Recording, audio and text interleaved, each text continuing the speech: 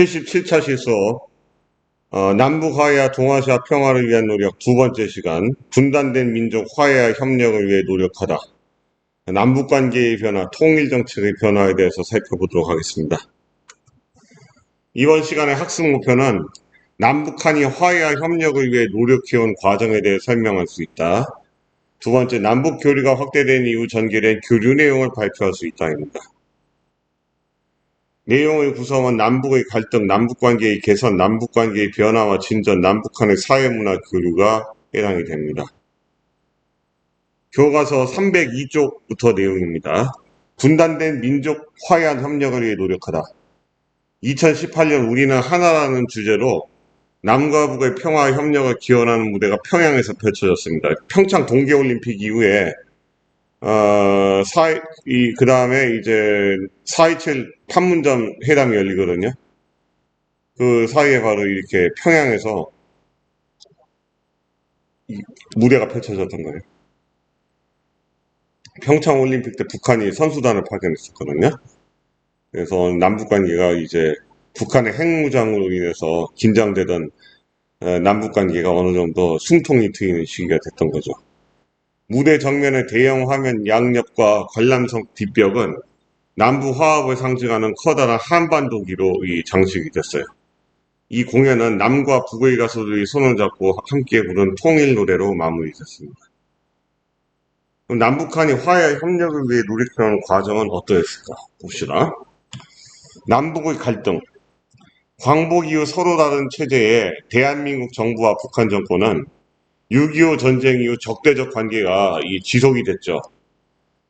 53년 7월 27일 정전협정에 따라 54년에 그 다음에 54년에 한국의 평화적 통일을 위한 스위스 제네바에서 제네바 회담이 개최되었어요.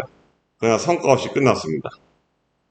이때 이제 제네바 회담에서 대한민국 우리나라는 유엔 감시하의 남북한 총선거를 통해서 통일을 하자 이런 안을 제시했고 북한은 아니다. 유엔이 아니라 유엔은 그 대한민국 편으로서 유엔군이 참전해서 북한과 적대시했기 때문에 유엔이 아니라 중립국 감시하에 총선거를 실시하자. 이게 북한의 그 주장이었어요. 그래서 결렬이 되고 성과 없이 끝났습니다.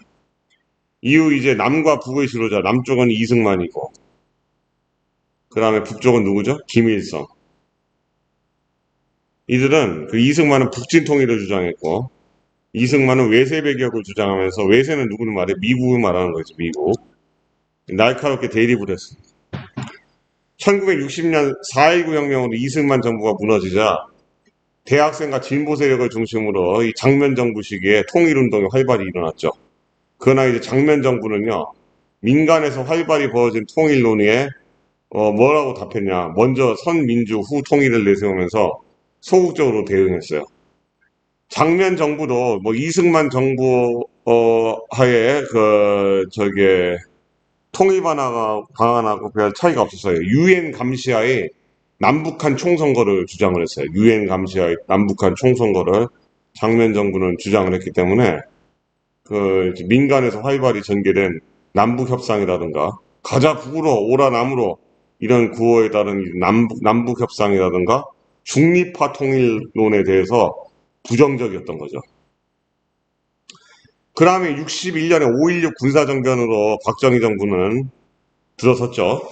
강력한 반공정책을 실시했고 먼저 60년대에는 선건설, 남한을 이제 산업화시키고 근대화시켜서 힘을 기르고 이후에 통일을 추진하겠다. 선건설 후 통일을 내세우면서 경제발전에 올인했어요. 주력을 했죠. 올인이란 표현이 좀 그러네. 도박에서 쓰는 표현이기 때문에 주력했다. 그래서 60년대에는 이 무렵 북한에서는 김일성이 남조선 혁명론을 주장을 하면서 이 말이 뭐냐? 이 대한민국에서 내부에서 이제 혁명을 일으켜가지고 적화 통일을 시키자, 적화 통일, 공산화 통일을 시키자 이런 주장을 북한에서 강경 세력들이 하게 됩니다.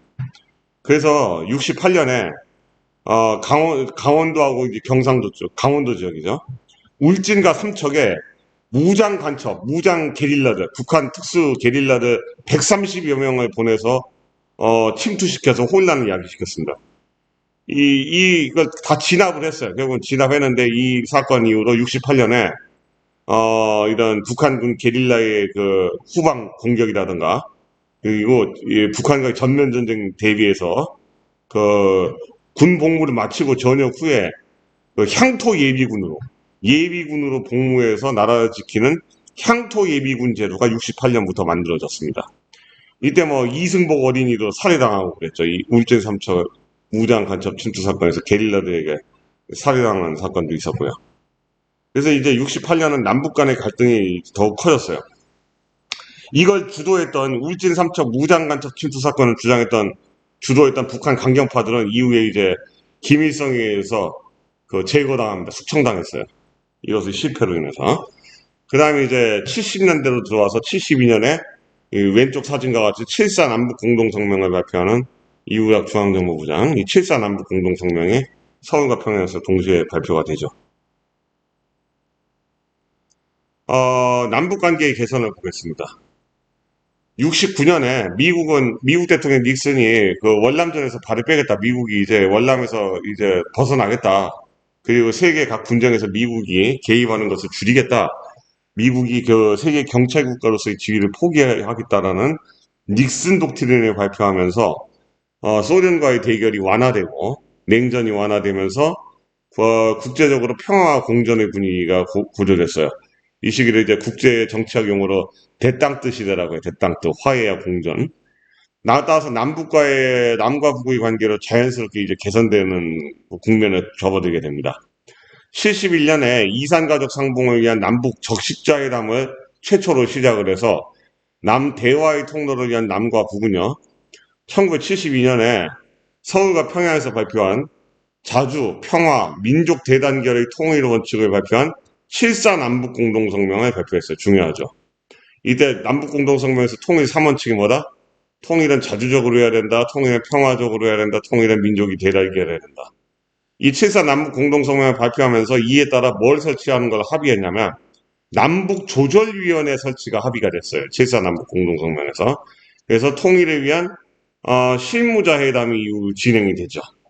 그러나 남한의 인구 비례에 의한 총선거 주장과 인구 비례에 의한 총선, 북한은 뭘 주장했냐면 이제 70년대 남북 연방제 통일을 주장을 했어요. 이 연방제라는 건 뭐냐면 남쪽의 체제와 북쪽의 체제를 각 체제를 그냥 두면서 그 연방을 만들자는 거예요.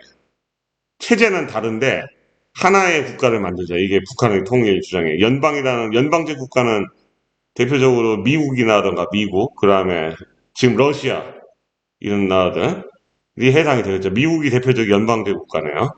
미국은 이제 50개 주가 각 주가 자치권을 가지고 있으면서 50개 주의 연합으로 유나이티드 스테이츠가 된 거죠. 그런 의미가 바로 그때 용어가 이제 연방이라는 말을 쓰는 거예요. 유나이티드 스테이츠. 그래서 이것도 코리아 유나이티드 스테이츠로 만들자. 스테이츠는 아니겠네. 줄 빼고 유나이티드 코리아 뭐 리퍼블릭 이걸 이제 북한이 주장을 한 거예요.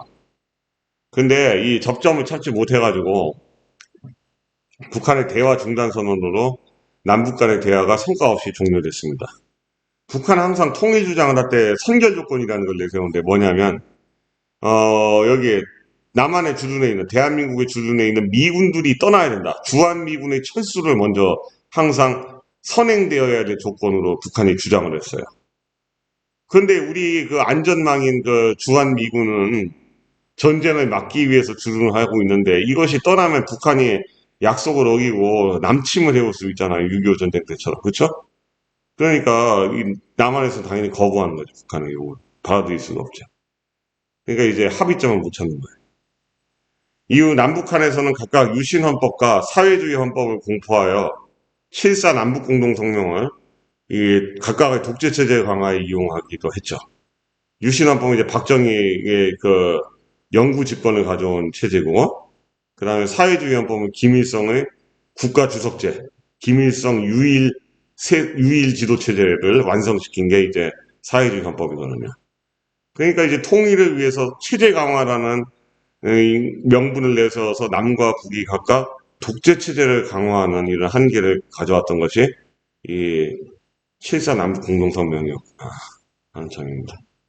그 이제 80년대로 넘어오면 1980년대 전두환 정부는 남북관계 개선에 주력하여 이 민족화 민주통일 방안을 제시를 했어요. 82년에. 그리고 84년에 우리나라 남한에서 서울에 수해가 났어요. 태풍이 들이닥쳐가지고 엄청난 수해를 입었어요, 우리가. 근데 북한이 인도적 차원에서 원조 물자를 보내왔습니다. 근데 이제 일설에 따르면 뭐 뒷이야기인데 북한이 보내온 원조 물자가 우리나라에서 쓰는 뭐 1960년대에 사용하던 그 정도 수준이었대요. 북한 경제가 낙후되고 침체됐다는 걸 증명하는 거죠. 다시 말하면 한 10년, 20년 전에 쓰던 물건을 현재 쓸 수가 있겠나 제대로. 물론 쓸 수는 있겠지만 굉장히 비효율적이지 않습니까? 거의 뭐 보내온 북한의 물건이 거의 못 쓸 수준이었다는 거예요. 그래서 그냥 고맙다라고 이렇게 답례만 좀 했다는 거죠. 그래서 이 84년에 원조 문자 보내온 거, 요거에 대한 뭐 답례 표시로, 이후 남북 경제회담, 적시자회담이 열리고, 85년에, 1985년에, 예, 남북 이산 가족이 최초로 상봉을 했어요. 여기 왼쪽 사진이죠. 남과 북에 떨어져 살던 이산 가족의 교환 방문이 서울과 평양에서 처음으로 이루어졌어요. 교환 방문이 이루어졌어요. 그 분단되고 전쟁 이후로 최초로 그 남북 이산 가족이 서울과 평양에서 교환 방문이 가능했던 때가 85년이다. 이 당시 정부가 전두환 정부 때구나. 북한은 김일성이 살아있었으니까 김일성 체제였고, 그리고 예술 공연단 교환 방문도 이루어졌어요. 근데 이때 북한의 기자들도 막 따라왔대요. 그래서 서울에서 막 촬영을 하고 갔습니다. 근데 이게 나중에 문제가 돼요. 북한에서 이제 체제 선전할 때 남한은 막 헐벗고 굶주리고 못 살고 이렇게 선전을 했는데 막상 와보니까 아니더라는 거야. 1980년대 서울이 북한이 그렇게 체제 선전할 때 그 낙후된 그런 곳이 아니었다는 거죠. 항상 이제 고도 성장을 하고 있던 시기이기 때문에 이 한국이 오히려 북한보다 이제 경제 생활이 더 윤택한 모습이 이 북한 체제에 어떻게 보면 간접적으로 알려진 거죠. 그래서 북한이 더 체제 위협을 이제 느꼈던 것 같아요. 그래서 내용 정리를 이렇게 박정희 정부, 전두환 정부, 그 다음에 박정희 정부 때 기억할 것, 7.4 남북 공동성명, 전두환 정부 때 이산가족 최초 상봉, 민족화 민주통일 방안이라는 게 나왔다. 그 다음에 이제 남북관계의 변화를 보면요. 87년 6월 민주항쟁을 계기로 이제 전두환 정부 말기에 민간 차원의 통일운동이 다시 활발해졌어요. 노태우, 그 다음에 이제 88년에 등장한 이제 노태우 정부는 제6공화국은 공산권 국가와 수교하는 북방 외교를 추진했죠. 88 서울올림픽을 계기로 해가지고. 그러면서 북한에도 유화적인 태도를 보였어요. 유화라는 것은 부드럽게 대한다 이거죠. 북한과 대화하겠다. 하필 북한도 이 냉전이 해체되면서 그 뭡니까? 공산주의권 국가들이 무너지기 시작했잖아요. 독재 국가들만 무너지고 점점 자유화 개방화되고 자본주의 체제를 도입하고 이런 이제 변화가 나타나니까 외교적 고립을 피하기 위해서 남한과의 교류에 이제 나서기 시작했습니다. 그 결과 이제 1990년부터 남과 북의 그 고위급이라는 것은 고위 공무원들, 남과 북의 고위급 그 공무원들이 모여서 회담한다는 거죠.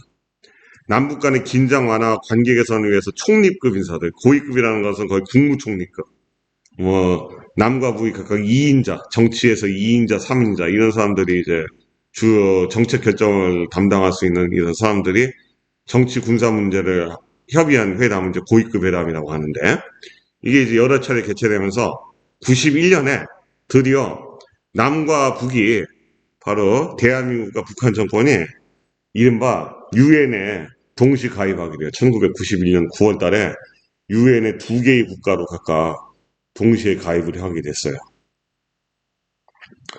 이 남북한 유엔 동시 가입은 바로 노태우 정부 시기구나 하는 걸 아셔야 되겠어요. 또한 남북 사이 화해와 불가침 및 교류 협력에 관한 합의서, 이걸 줄여서 남북 기본 합의서라고 해요. 이 남북 기본 합의서가 91년 12월 달에 발표를 했고, 그리고 이 남북 기본 합의서를 발표하고 거의 동시에 한반도 비핵화 공동선언을 발표해요. 한반도 비핵화. 한반도에서 핵무기를 사용하지 않겠다. 한반도에서 핵무기를 철수하겠다. 이 얘기예요. 특히 뭐냐면 이게 당시 남한의 주한미군이 중성자탄을 가지고 있었어요. 핵무기 중에서. 중성자폭탄. 중성자탄이라고 있어요. 핵무기 중에. 그래서 이 중성자탄과 중성자 지뢰, 그 지뢰를 비무장지대에 이제 깔아놨었는데 그걸 다 철수한 겁니다. 주한미군의 핵무기를 다 빼갔던 거예요. 이 한반도 비핵화 공동선언 이후에. 이 당시는 90년대 초는요, 소련이 무너졌어요. 소련 연방이 무너지고, 러시아를 중심으로 한 독립국가연합이 형성됐거든요. 세계사적으로. 그러면서 러시아하고 미국이 화해하면서 서로 지금은 이제 대립하고 있지만, 다시 대립하고 있지만, 이 당시는 서로 핵무기를 감축하는 논의가 활발해지고, 핵무기를 막 봉인하는 단계까지 이르렀어요. 그런 분위기에서 이렇게 한반도 비핵화 공동선언이 나왔던 거죠. 여기서 이제 남북 기본합의서 내용이요. 남북한 정부 간의 최초의 공식 합의서예요, 이게. 7사 남북 공동성명 아닙니까? 아니에요. 이거는 성명일 뿐이고, 요것이 최초의 공식 합의서, 문서로 합의하는 건 이게 최초입니다. 여기 내용이 서로의 체제를 인정하고, 인정한다. 그 다음에 상호 불가침, 서로 침략하지 않겠다. 이 상호 불가침에 합의했다는 점에서 의의를 지니고 있어요. 남북 기본 합의서. 91년 12월 달에. 91년 9월 달이 유엔 동시가입이고 그 다음이 석다구가 남북 기본 합의서다. 그 다음에 한반도 비핵화 공동선언이다. 이렇게 이해하시면 되겠습니다. 그래서 한반도 비핵화 공동선언 92년 얼마 안 됐어요. 이게 다 노태우 정부 때 했던 겁니다. 노태우 정부 시기에. 근데 문제는 북한의 핵 개발 의혹이 국제적으로 제기되는 사건이 나타납니다. 93년에. 1994년에 북한이요. 세계적인 약속, 핵 확산 금지 조약이라는 NPT라는 게 있어요. NPT. 뉴클리어 웨폰 그렇게 시작되는 거야. 트리티. 그 핵 확산 금지 조약을 북한이 일방적으로 탈퇴해버려요. 이건 무슨 의미냐. 북한이 핵을 개발하겠다, 핵무기를 개발하겠다라는. 북한이 물론 핵무기 개발하겠다고 공언한 건 아니고 핵을 자신의 경제력 발전에, 북한의 경제력 발전에 이용하겠다 이런 명분을 내세우면서 사실은 핵무기를 만든 거예요. 그럼 주장하면서. 그러자 지금 한반도 비핵화 공동선언을 남북과 북이 해버렸는데 이걸 어겨버린 거죠. 그래서 남북 관계가 악화되기 시작합니다.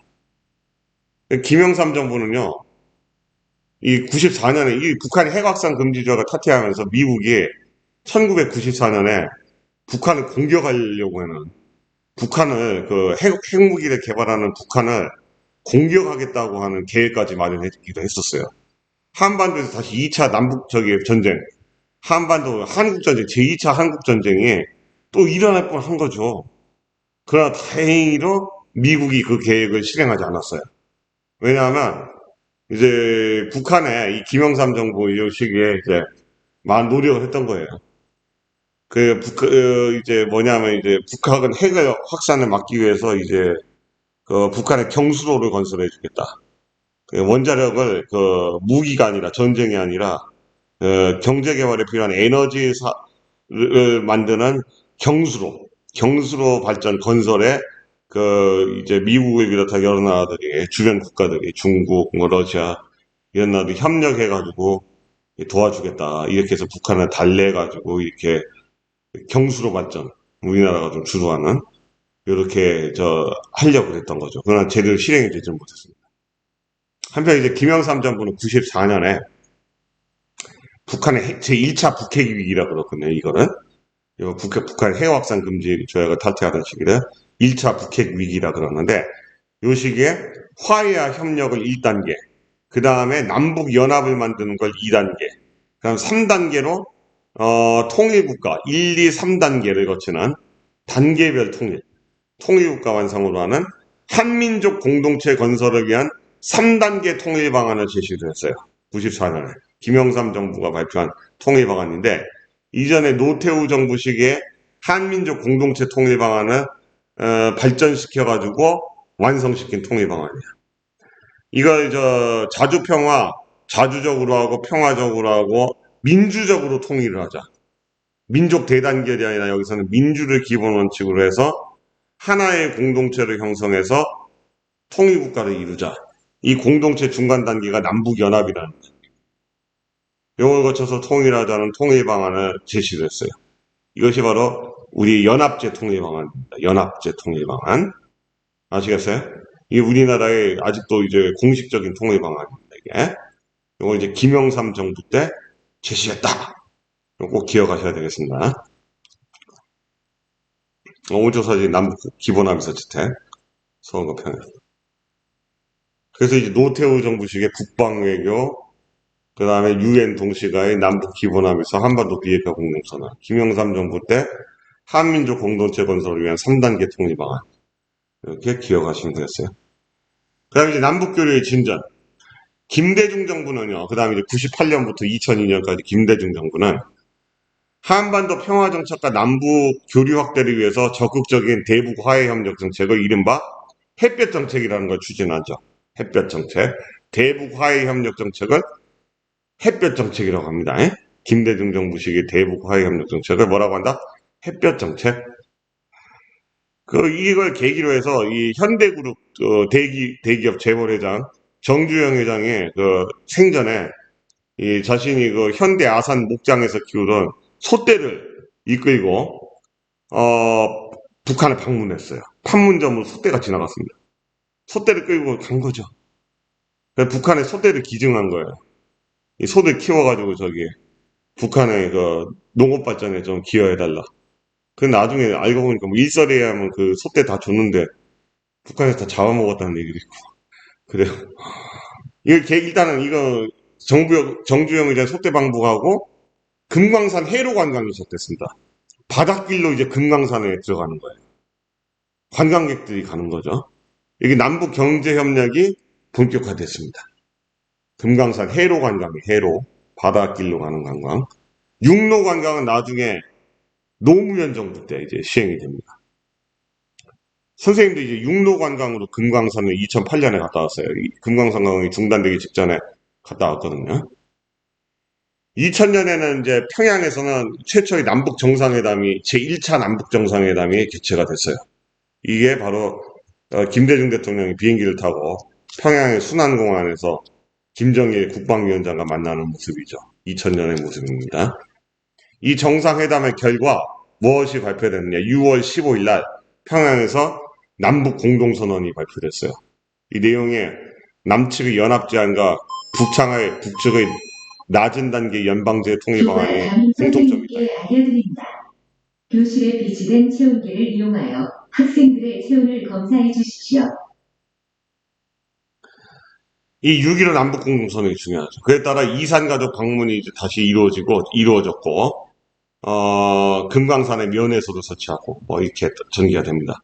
그 다음에 서울과 신의주를 연결하는 철도인 경의선 철도 복구, 그 다음에 남북 화해 교류 협력, 경제 협력의 상징인 북한의 개성 지역에 남한이 자본과 기술을 투자하고 북한이 노동력을 제공을 해서 공동으로 운영해서 수출하자는 개성공단 건설이 합의가 되죠. 그래서 이것이 추진이 됩니다. 이후에 경의선 철도 복구, 개성공단 건설 어느 사건 이후에 6.15 남북공동선언. 6.15 남북공동선언을 가져온 거는 2000년 최초 1차 남북정상회담 때입니다. 이렇게 기억하시면 되겠어요. 그럼 1차 남북정상회담이 가능했던 거는 김대중 정부의 대북 화해 협력 정책인 햇볕 정책 때문이었구나. 그 다음에 2003년부터 2007년까지 노무현 정부는 김대중 정부의 햇볕 정책을 계승을 했어요. 그래서 2007년 평양에서 다시 이번엔 노무현 대통령은 육로로 판문점을 건너서 육로로 평양을 갔어요. 비행기 타고 간 게 아니라. 그래서 제2차 남북정상회담을 생전에 김정일과 가졌어요. 김정일 위원장하고. 그래서 6.15 남북공동선언의 이행 방안이 구체적으로 담긴 14남북공동선언을 채택을 했죠. 이게 제2차 남북정상회담입니다. 2007년. 그러나 북한의 미사일 실험 발사와 핵실험 강행에 따라 남북관계가 다시 경색되고 더구나 서해 교전과 연평도 포격 사건 등 북한의 무력 도발로 남북관계가 더 악화가 됩니다. 서해교전과 이제 연평도 포격 사건은, 서해교전은 원래 저기 두 차례가 김대중 정부 때 있었어요. 98년하고 2002년 월드컵 기간 중에 제2차 서해교전. 그리고 이제 이명박 정부 때 대청해전이라는 제3차 서해교전이 있었고, 이명박 정부 시기에 여기에 바로 2010년에 연평도를 북한이 이제 포격을 해옵니다. 이런 북한의 무력 도발로 인해서 남북 관계는 더욱 악화됐어요. 연평도 포격 사건이 있었던 시기는 이명박 정부 때입니다.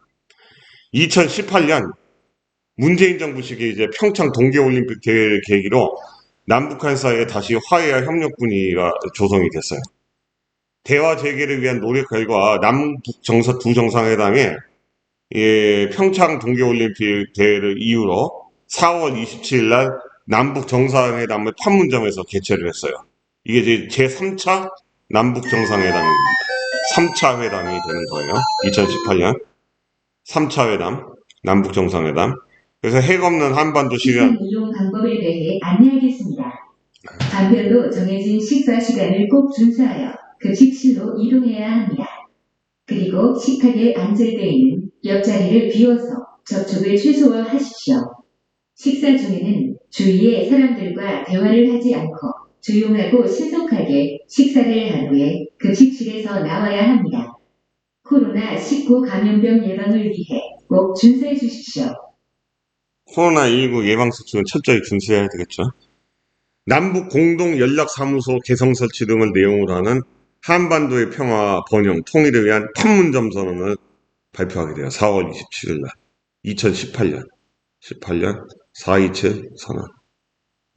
그해 이제 2018년에 10월 달에 문재인 대통령이 평양을 방문해가지고 이제 한반도의 영구적인 비핵화를 위해서 노력하겠다. 이렇게 합의를 했던 거죠. 이때 또 이제 2018년 요때가 트럼프하고 이제 6월 달에 싱가포르에서 김정은 이제 국방위원장이 만나서 회담을 했던 최초로 북미 정상회담이 일어났던 시기이기도 합니다. 그 다음 이제 남북 통일을 위한 이 노력을 보면 이렇게 7.4 남북공동성명 순서, 그 다음에 전두환 정부 때 평화통일, 민주화, 민주통일방, 노태우 정부 때 7.7 특별선언, 한민족 공동체 통일방안 나왔고,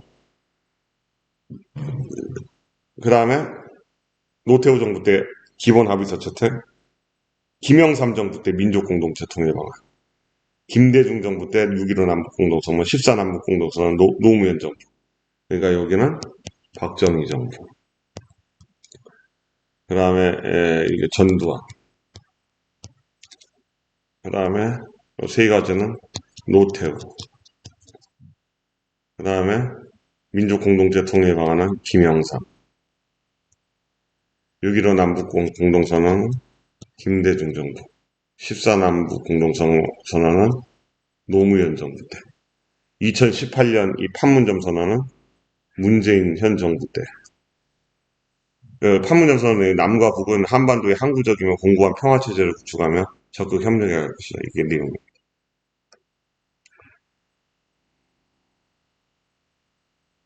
그래서 이제 내용 정리에 김대중 정부, 노무현 정부, 를 잘 정리하시면 되겠습니다. 그 다음에 이제 남북한의 사회문화 교류. 1985년 이산가족 상봉과 함께 이루어진 예술공연단의 교환 방문을 시작으로, 이때가 전두환 정부 때가 이제 전두환 정부 때. 사회문화의 남북교류 활성화되었다. 특히 역사, 언어, 체육, 환경 분야에서 활발한 교류가 추진됐다. 역사를 볼까요? 남한과 북한의 역사학자들은 2004년 평양에서 일제 약탈 문화재 반환 공동학술 토론회를 개최하고 이를 계기로 남북 역사학자 협의회를 구성했습니다. 남북 역사학자 협의회는 평양 일대의 고구려 고분군에 대해서 공동조사를 실시하고 개성 고려 궁성 그 만월대 궁궐이라는데 만월대 발굴 사업을 공동으로 추진했습니다. 그 결과 2015년에 서울과 개성에서 공동 전시회가 개최되기도 했습니다. 이 밖에도 안중근 의사 유해 발굴을 위해서 약 2년에 걸쳐 루이순의 공동묘지에, 루이순은 중국에 있죠. 랴오동반도 끝에 루이순의 공동묘지를 함께 조사하는 사업을 추진했습니다. 안중근 의사는 루이순 감옥에서 사형을 당했는데 광복 이후 그의 유해를 찾아 국내에 안장하려 했으나 그가 묻힌 곳에 흔적이 사라져 그러지 못하고 있죠. 그다음 언어. 분단 기간이 길어지면서 달라진 남북한 언어의 동질성을 회복하기 위한 노력도 이루어졌습니다. 2005년에 결의말 큰사전 공동편찬위원회가 설립돼서 남북 공동편찬회의를 개최하고 결의말 큰사전에 수록할 표제어 선정과 표기법 정리 등의 활동을 전개합니다. 결의말은 우리 국어죠. 국어 큰사전. 결의말이라는 용어로 남과 북이 합의를 한 겁니다. 우리 남한과 북한, 대한민국과 북한 정권, 이게 서로 지칭하는 용어가 여러분들 상식적으로 알아둘 게 남측, 북측이라는 용어를 사용해요. 북한이 우리를 말할 때는 남측이라는 표현을 쓰고 우리가 이제 북한을 지칭할 때는 북측이라는 용어를 사용하는 거죠. 이거 여러분들 상식적으로 알아두세요. 그래서 결의말 큰사전에 수록할 표제어 선정과 표기법 정리 등의 활동을 전개했고 또한 남북 공동 편찬 과정 속에서 구축한 자료를 활용하여 결의말 웹사전 검색 엔진을 개발하고 스마트폰 어플리케이션, 스마트폰 앱도 이제 공개하기도 했다 이거죠. 그다음 체육 분야에서는 꾸준히 교류가 이루어졌죠. 1990년 남북 통일 축구대회가 서울과 평양에서 열렸고 91년에는 세계 탁구 선수권 대회와 세계 청소년 축구대회에 남북 단일팀이 참가하기로 했습니다. 이후 다수의 국제대회에서 남북한이 공동 입장했고 남한과 북한의 유소년 축구 선수들은 2014년부터 국제대회에 참가하고 있습니다. 2018년 평창 동계올림픽 대회에서 여자 아이스하키 팀이 30여 년 만에 남북 단일팀으로 구성되기도 했죠. 이 밖에도 역도, 태권도 등 남한과 북한에서 열리는 체육대회에 선수단을 파견하여 교류를 이어오고 있습니다. 환경에서는 오늘날 중요한 문제인 환경 분야에서 교류가 이루어지고 있다. 북한의 환경 문제는 경제난을 겪으며 더욱 악화되었다. 특히 1990년 이후 북한은 매년 평양 면적만큼의 산림이 훼손되고 있어 산림 분야의 문제가 심각한 상황이다. 이에 시민단체인 결의의 숲에서는 북한의 묘목 종자 지원, 병충해 방제 사업 등을 추진해오고 있으며 분단의 상징이었던 비무장지대를 생태평화 협력의 공간으로 발전시키려 노력하고 있습니다. 그래서 이제 내용 정리, 남북한의 사회문화 교류를 이렇게 역사, 언어, 체육, 환경으로 정리해 보면 되겠어요.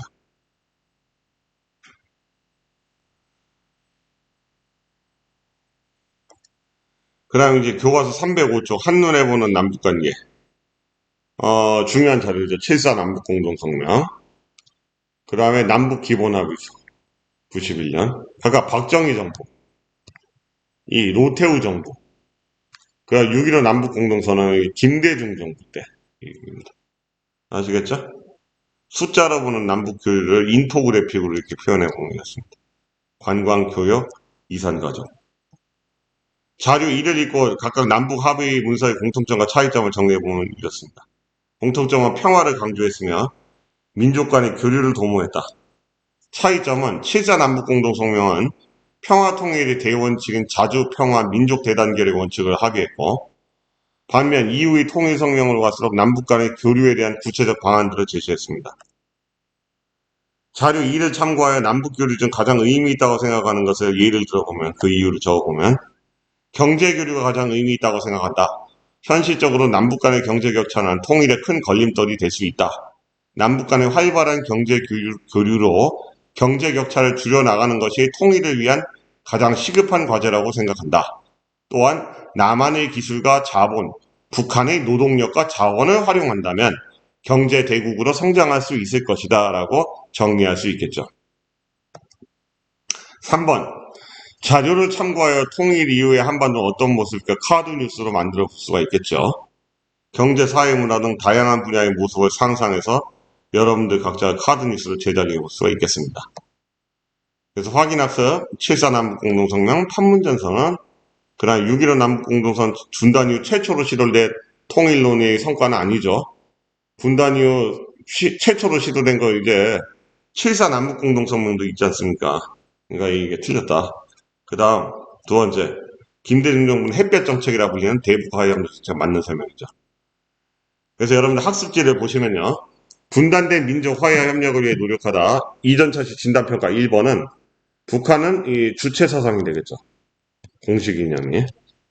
그 다음 경제난을 겪은 북한은 1984년에 합작회사 경영법, 이거 세 글자로 줄이면 합영법을 제정해서 합영법.